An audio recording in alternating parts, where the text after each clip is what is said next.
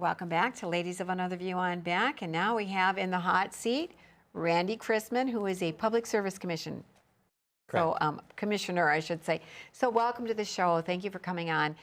Because this is a tricky issue that we're talking about, eminent domain and pipeline on people's property.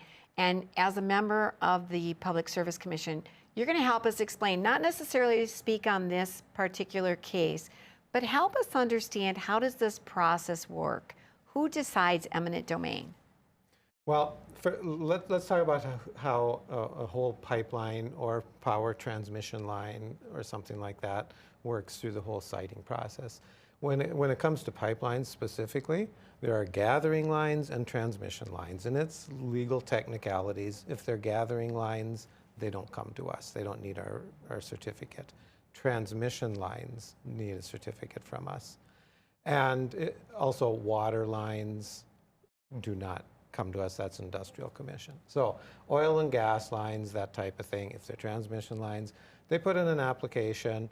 Our staff will spend, depending on how well put together the application is, they might spend a month on that, contact the company, get more information. We don't do anything until that application is complete. And the point of that is we're going to ultimately have hearings out in the field, not in Bismarck, but out where the impact is going to be. And we don't want to get out there and expect people to testify on something that they aren't familiar with. So we need a complete application.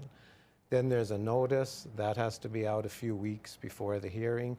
And we will then have hearings in the counties wherever the project is going to be. Now, in a pipeline or power line that covers quite a few counties, that doesn't mean necessarily every county. We can consolidate those. But one that many North Dakotans are familiar with, Dakota Access Pipeline, that started up at Tioga and went to Williston and then down across the river and exited into South Dakota. We had 3 hearings on that along the way. And in that process, the public gets all the information. We will have a full hearing on it. And a lot of this information will come out, and then we'll make our decision. And once you make the decision, that's just the way it is, right? Because somebody has to decide. You can't have some people say, yeah, we're going to go for it, and some not, because at some point you have to make it possible for there to be a pipeline. Right. What we grant is a certificate. And our goal, and the goal of the siting law, is to minimize adverse human and environmental impacts and make sure we sustain our system. So, you know, it doesn't say no impacts, it says to minimize the impacts.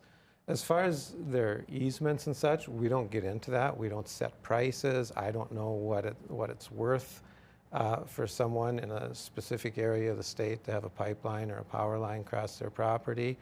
That is typically settled just between the landowners and the companies.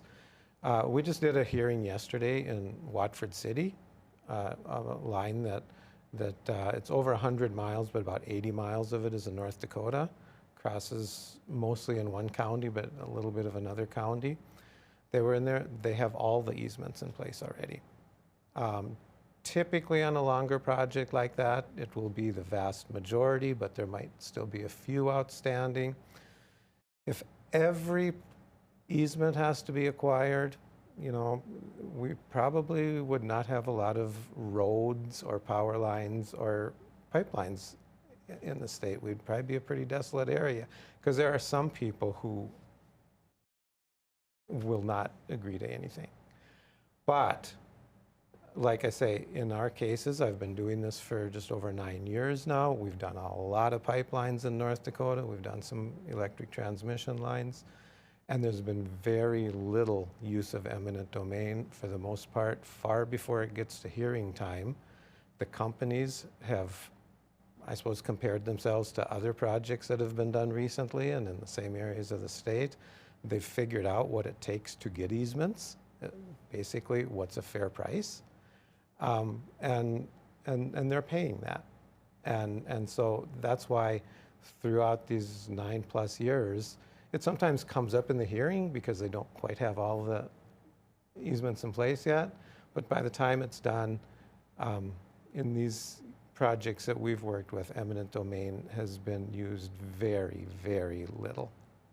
Well, that's good to hear, because I know you're looking for the greater good. And if everybody, kind of like an out-of-court settlement, where if everybody can just work it out between themselves, that's the goal, right? That is certainly the goal. I don't want to, and by law we can't get into setting prices or things Right. like that. But the system seems to be resolving itself. Now, that relies on the company to at some point be paying a fair value. And the fact of the matter is, if it's a fair value, a lot of landowners are going to want it too. Right. I think if everything is equal, nobody wants this kind of infrastructure on their land. We like it to exist so we get services, but nobody prefers to have it on. If they're paying a fair price for it, people will often agree to it. And that's how these things usually get resolved. And you were just saying the one thing about making sure there's little to no impact on the environment and things like that. Is it your office that does everything, or is there other agencies that come in, departments? Part of our whole process, before we will ever schedule a hearing, we have them send their application out to, I think it's over 30 now, various state and federal agencies. Wow. For the most part, they don't comment. Wow. Like, for instance, the That sounds so bureaucratic to Yes. me, yeah. It does, but that's where we get our information. Right. For instance, I'll give you an example of two that seldom comment, but when they do, it's really important, are air bases. Well, most of the projects aren't by any of their facilities, so they don't care. We don't hear from them. If something is going to impact them, they are there letting us know. That's how, I can't know all this stuff. Right. Another good example is the State Aeronautics Commission. There are farmers and ranchers out there that have their own private plane, and just across a field or a pasture, they have their own little landing strip. I don't know where those are, but the Aeronautics Commission does. And if something is going too close that's going to impact them, they make us aware of it. And so that gets sent out. And so, yes, we get feedback from not a lot of different groups. We set up a lot of different groups to where they can provide it. The common ones are the State Historical Preservation Office. They're aware of a lot of cemeteries that might not be clearly visible, foundations that have some kind of historical value out there. They will make us and the company aware of them. We also require these companies to get a third-party environmental group to come in and do studies to make sure that there's not adverse impacts to, like, endangered species or something like that. So it's a very thorough hearing process, and through the involvement of expertise in all these various agencies, we get a lot of excellent feedback. That's amazing. And Yeah, then it at is. the end It's of a that lot. hearing, then is the chance for the public comment. And we have had those on small projects. Even yesterday was a pretty large project. There was only one public comment person that provided any feedback. We have also had hearings go till after midnight too. Oh, wow. Yep. Wow. And, so we will listen as long as they want to talk, and as long as they're not becoming too repetitive with just the same thing over and over. But we are out there to hear from them, and we emphasize it at the beginning of every hearing. Our job in this is not to make sure something gets built or to try and get in the way of a project.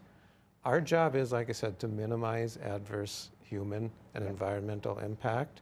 And we can do that the best when we Right. have a lot of information. And Thus yeah. the public hearings. Well, that is so interesting. Yeah, and so you are our friend. You're just trying to work everything out, make sure everything's done as best as possible. So thank you, Randy, for coming on today. Absolutely. Appreciate the opportunity.